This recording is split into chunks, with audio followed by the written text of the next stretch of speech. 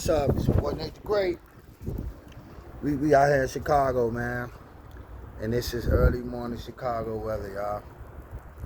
They got on the news, it said a ground stoppage at the airport, and it's carrying over all. So all the highways is covered with snow. So it looks like it's going to be a ground stoppage. No can do today, baby. So we're going to be in the hotel. Probably go over there to the office and they'll be checking on the trucks and stuff, but overall, man, you gotta play safety first.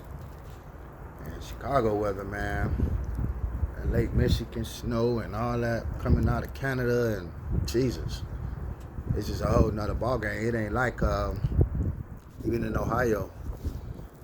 You know what I mean? The I-80 is serious, man. I-80, that's at the top, you know, and they get I-90, I-80, all that.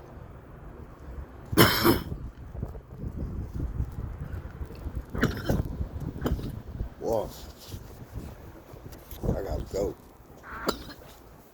I start coughing and sneezing. I get sick up here. Great.